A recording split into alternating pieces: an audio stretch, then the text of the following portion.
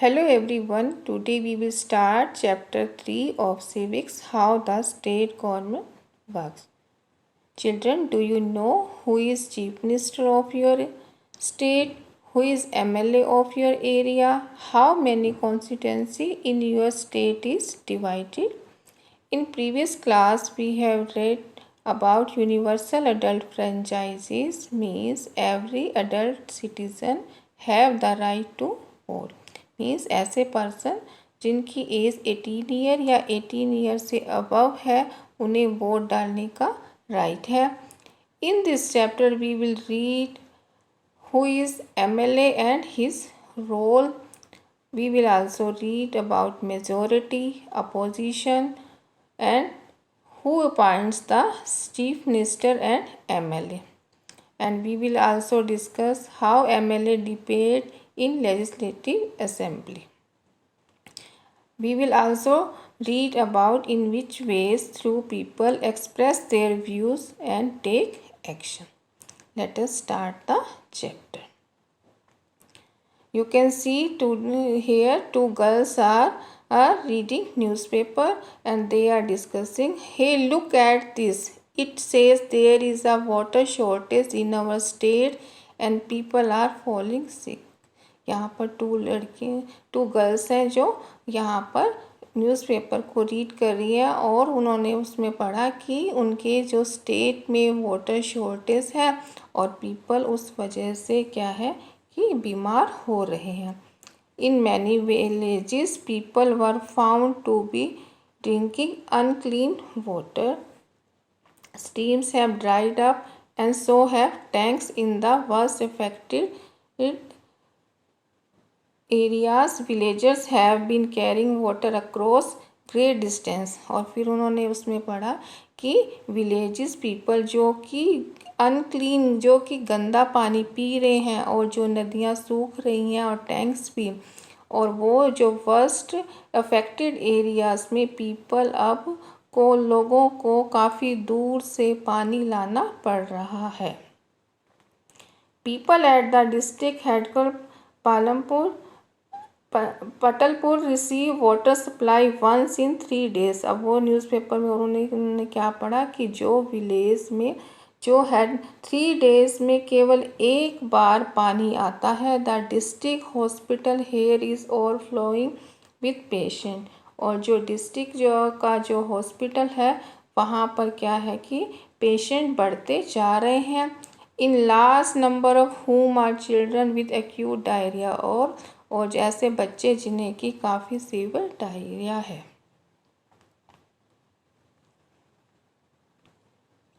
On the TV news they said 10 people have died from diarrhea. Is that possible? Can one really die from it? अब वो आपस में discuss कर रहे हैं कि टीवी चैनल पर बताया जा रहा है कि लोग डायरिया से मर रहे हैं. क्या ये पॉसिबल है कि डायरिया से लोग मर सकते हैं? Who knows? Just hope I don't get it. लेकिन कौन जानता है, लेकिन मैं तो यही चाहती हूँ कि ऐसा मुझे ना हो.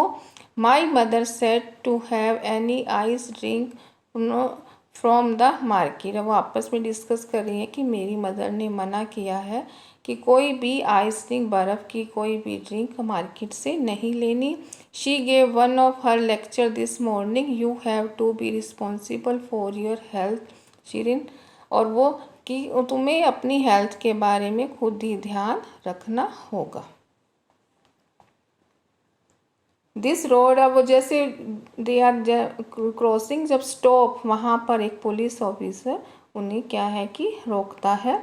This road is block. अब वो उन्हें बताती है कि जो ये रोड है वो ब्लॉक किया गया है ड्यू टू रैली, एक रैली की वजह से. They have gear the MLA's residence. उन्होंने कि जो MLA के घर का घेराव कर लिया है. Really? Why he has done something. क्या उसने कुछ किया है? हा. They see more angry about what he has not done. अब वो पुलिस ऑफिसर बता रही है कि वो इस वजह से वो लोग पब्लिक क्या है नाराज़ है कि उसने जो नहीं किया है. And he demand that the authorities like take immediate action to bring the public situation under control. Our MLA must take the responsibility for this. और उन्होंने अब वो क्या है कि वहाँ पे लोग प्रोटेस्ट कर रहे हैं कि जो अथॉरिटी जल्दी से कोई एक्शन ले और कंट्रोल करें, और उसको एमएलए के लिए इसके लिए हमें रिस्पॉन्सिबिलिटी लेनी चाहिए. What a loud voice he has, he must be a leader और समथिंग. तो दोनों फ्रेंड्स आपस में डिस्कस कर रही हैं कि शायद ये कोई नेता होगा. Yes, I saw him on TV. उसने कहा कि हाँ मैंने उसे टीवी पर देखा है. He is member of the opposition. वो अपोजिशन पार्टी का क्या है, मेंबर है. Now the question arises, who is an MLA. MLA कौन होता है, अब हम इसके बारे में डिस्कस करेंगे. In the above section, you have read about some events in Patalpuram, and you may familiar with some official names such as collector, medical officer, but you have heard of an MLA and legislative assembly. Do you know the MLA of your area? Can you identify which party she or he belongs to? अब इस section में हमने देखा कि कुछ events हो रहे हैं विलेज में. क्या तुम इससे तो तुम फैमिलियर होगे, तुम जानते हो कलेक्टर, डिस्ट्रिक्ट कलेक्टर और मेडिकल ऑफिसर के बारे में, लेकिन क्या तुमने एमएलए वर्ड के बारे में कभी पहले सुना है, या फिर लेजिस्लेटिव असेंबली विधान सभा के बारे में? क्या तुम जानते हो कि एमएलए कौन है आपके एरिया का, क्या उस किस पार्टी से वह बिलोंग करता है या करती है. Members of the legislative assembly are elected by the people. जो मेंबर्स होते हैं एमएलए, जो कि लोगों के द्वारा ही चुने जाते हैं. They then become members of the legislative assembly and also form the government. और वो क्या है कि वो लेजिस्लेटिव असेंबली के मेंबर्स बन जाते हैं और सरकार को बनाते हैं. In this way say that MLAs represent people. इस तरह से हम कह सकते हैं कि जो एमएलएस होते हैं वो लोगों को रिप्रेजेंट करते हैं. The example below will help us understand this better. आपको यहाँ एक नीचे एग्जाम्पल दिया गया है जिससे कि हम अच्छे से समझ सकते हैं. Every state in India has a legislative assembly. कि हर स्टेट, जो कि इंडिया में जैसे 28 स्टेट्स हैं, सबकी एक लेजिस्लेटिव असेंबली है. Each state is divided into different area और कॉन्स्टिट्यूएंसी. और हर स्टेट को डिवाइड किया गया है डिफरेंट एरिया में या कॉन्स्टिट्यूएंसी. कॉन्स्टिट्यूएंसी में से एक ऐसा एरिया जिसमें स्टेट को डिवाइड किया गया. For example look at the map below. और नीचे आपको एक मैप भी दिया गया है. It shows that the state of Himachal Pradesh is divided into 68 assembly constituency. और जो कि हिमाचल प्रदेश का आपको एग्जाम्पल बताया गया है, जो कि 68 कॉन्स्टिट्यूएंसी में डिवाइड किया गया है. From each constituency the people elect one representative who then becomes a member of the legislative assembly, means MLA. और हर एरिया से एक पर्सन को चुना जाता है जो कि एमएलए बन जाता है. You would have notice that people stand for election in the name of different parties. आपने भी देखा होगा, नोटिस किया होगा कि जो पीपल हैं, लोग डिफरेंट पार्टी के नाम से इलेक्शन में खड़े होते हैं. This MLA therefore belongs to different political party. इसीलिए ये एमएलएस डिफरेंट पार्टी से, अलग अलग पार्टियों से संबंध रखते हैं. अब क्वेश्चन आता है कि how do people who are MLA become minister of chief minister.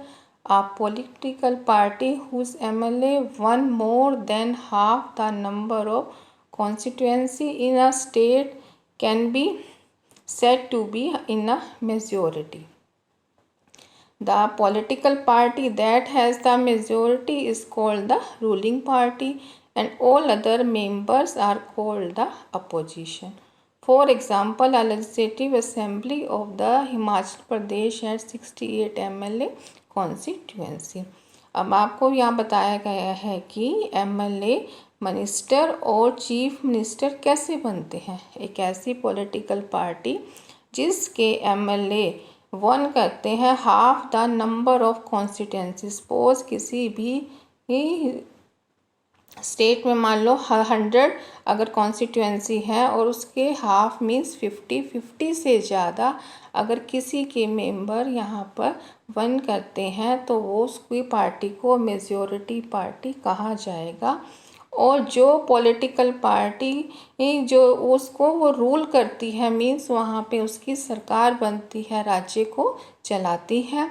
और दूसरे मेंबर जो कि उसको अपोजिशन कहते हैं, ऐसे मेंबर जो रूलिंग पार्टी से तो बिलोंग नहीं करते लेकिन MLA होते हैं।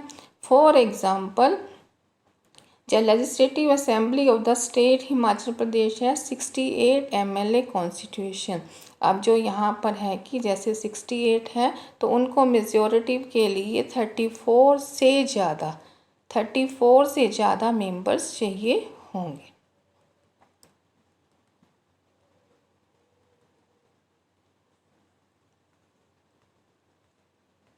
अब आपको यहाँ पर result of assembly election in Himachal Pradesh in 2017 के बारे में बताया गया कि जो असेंबली इलेक्शन का जो रिज़ल्ट 2017 में था, पॉलिटिकल पार्टी जो थी भारतीय जनता पार्टी को उसमें 44, बीजेपी को 44 सीट्स मिले थे, इंडियन नेशनल कांग्रेस को 21 और कम्युनिस्ट पार्टी ऑफ इंडिया को 1 और इंडिपेंडेंट्स को 2 और टोटल 68 सीट्स हैं। कि अब इसमें मेजॉरिटी पार्टी के लिए उन्हें 34 से अबव सीट्स चाहिए थे, लेकिन अब आप देखिए कि भारतीय जनता पार्टी बीजेपी के पास 44 सीट्स हैं। इट मीन्स कि ये बीजेपी मेजॉरिटी पार्टी है। Candidate from various political party won the 2017 assembly election and became MLA। ऐसे कैंडिडेट जो कि डिफरेंट पॉलिटिकल पार्टी से बिलोंग करते थे और उन्होंने 2017 असेंबली का इलेक्शन जीता और MLA बन गए। Since the total number of MLA in the legislative assembly is 68। अब आप देखिए कि लेजिस्लेटिव असेंबली में टोटल मेंबर क्या है, 68 है। A political party would have needed to have more than 34 MLA। अब उसे 34 MLA से ज़्यादा MLA चाहिए in order to gain a majority के लिए। मेजोरिटी मीन्स कि जिसमें कि more than half of the member का जो एक डिसीजन को फेवर करते हैं या एक आइडिया का। The Bharatiya Janata party with 44 MLA had the majority. अब बीजेपी के पास 44 मेंबर्स हैं, it means it became the ruling party. अब यही रूलिंग पार्टी बनेगी। All other MLAs became the opposition और दूसरे मेंबर क्या है, अपोजिशन में रहेंगे।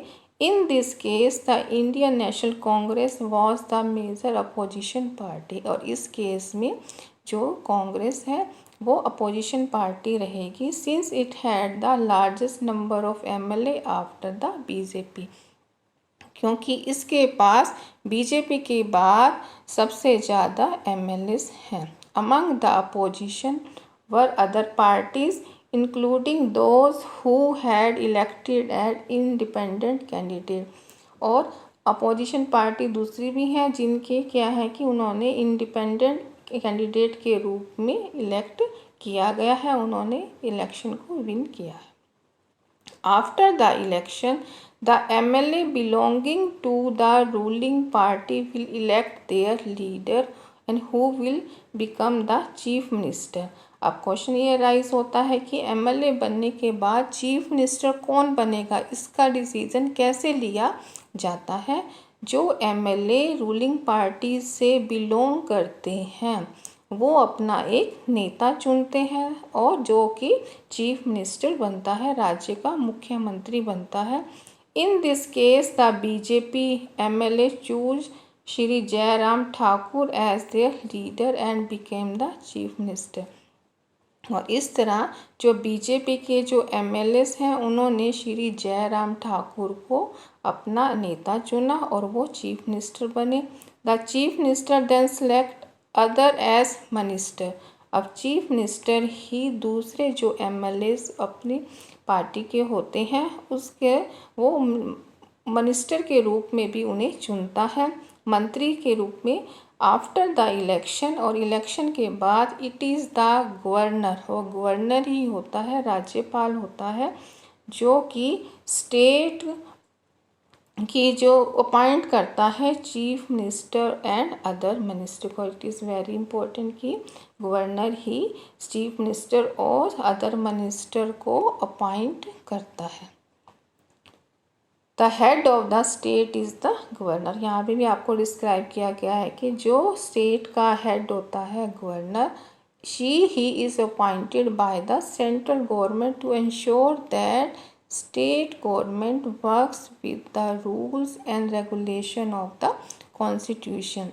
और जो कि वो ये श्योर करता है कि वो सेंट्रल गवर्नमेंट के द्वारा एक तो अपॉइंट किया जाता है हर स्टेट में, और वो रूल और जो कॉन्स्टिट्यूशन के रूल और रेगुलेशन के अकॉर्डिंग अपना काम करता है.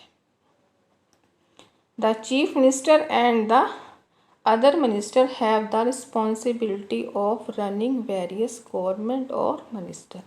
अब बात आती है कि चीफ मिनिस्टर और मिनिस्टर के पास क्या क्या काम होते हैं, क्या रिस्पॉन्सिबिलिटी होती है, कैसे वो अपने डिपार्टमेंट को और मिनिस्ट्रीज़ को रन करते हैं. दे हैव सेपरेट ऑफिस, और उनके अलग अलग ऑफिस होते हैं. Legislative assembly is the place where all MLAs whether from the ruling party और from the opposition meet to discuss various things. अब लेजिस्लेटिव असेंबली एक ऐसी जगह होती है जहाँ पर सभी एमएलए, चाहे वो रूलिंग पार्टी से बिलोंग करते हों चाहे वो अपोजिशन पार्टी से, वहाँ पर मिलते हैं और काफ़ी चीज़ों के बारे में वहाँ पर डिस्कस करते हैं, आपस में विचार करते हैं. Hence some MLA have dual responsibility, one as the MLA and other as minister. और कुछ एमएलएस के पास दो डेल रिस्पॉन्सिबिलिटी होती है कि वो दुगनी रिस्पॉन्सिबिलिटी होती है. मीन्स एक तो उन्होंने अपने एरिया के वो एमएलए होते हैं, उन्हें वहाँ के लोगों के लिए भी ये जो है उनके लिए काम करना होता है, और एक मिनिस्टर के रूप में भी वो काम करते हैं. We will read about this further. हम इसके बारे में आगे पढ़ेंगे. Okay children, next part of the chapter we will discuss in next video.